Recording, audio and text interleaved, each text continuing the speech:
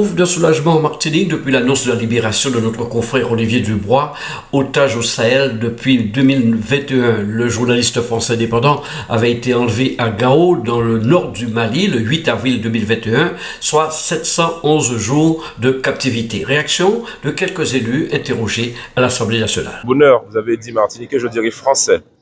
Presque 2 ans que ce journaliste français était retenu au Mali. On a eu l'impression à un moment donné que l'État ne s'en souciait pas comme pour les autres journalistes. C'est peut-être une impression. Le fait est que c'est souvent compliqué, que l'idée c'est qu'il reste en vie et qu'il soit aujourd'hui libéré. Nous, parlementaires, nous avions pris des initiatives. J'ai eu à signer des tribunes, des actions. Je me félicite de cette libération. Je pense à Olivier Dubois aujourd'hui, je pense à sa famille, je pense à ses amis, je pense à vous, journalistes.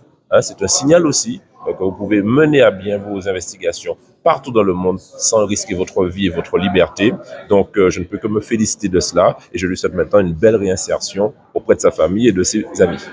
Monsieur Duvalier, une actualité concerne la Martinique, Olivier Dubois, qui a été capturé au Mali depuis 2021. On a appris cet après-midi, il a été libéré, une réaction.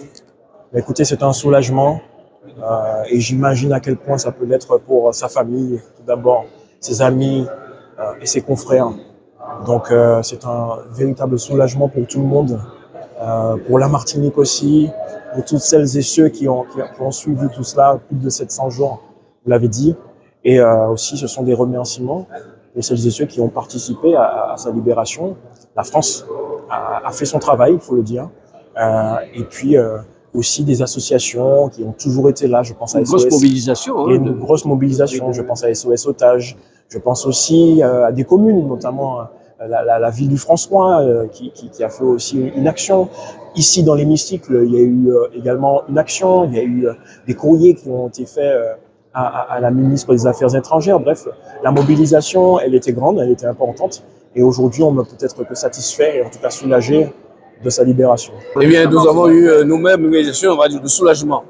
En même temps, une réaction, on se dit enfin, parce que c'était le seul otage, et on a pu comprendre à un certain moment que l'essentiel n'était pas fait pour sa libération.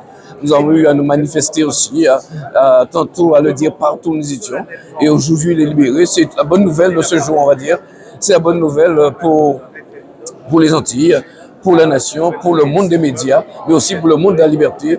Un journaliste qui fait son métier est libre et pourra entrer désormais aux côtés de ses parents, aux côtés de sa famille. Moi, je suis très heureux pour Olivier Dubois, pour sa famille, pour ses collègues, pour aussi les Martiniquaises et Martiniquais, les franciscains et franciscaines. Je tiens à saluer vraiment cette avancée et je tiens également à saluer à la fois les actions menées par un certain nombre de personnes. Je pense à des journalistes comme Peggy Saint-Ville de RCI. Je pense aussi à des élus comme le maire du François, Samuel Tavernier, ou encore mon collègue député Giovanni William. Je pense aussi à toutes les actions menées par un certain nombre de municipalités en Martinique. C'est le cas du Morne-Rouge, c'est le cas du Carbet, c'est le cas de Saint-Pierre, des villes qui font partie évidemment de ma circonscription. Donc je suis très heureux aujourd'hui, très heureux ce soir. Et je crois que, alors quelque part, la liberté et la volonté de vivre libre est beaucoup plus forte que toutes les tentatives d'emprisonnement et de privation de liberté. Merci à vous. Et c'est un message fort pour nous, peuple des 10 Outre-mer, et c'est un message fort aussi pour l'humanité.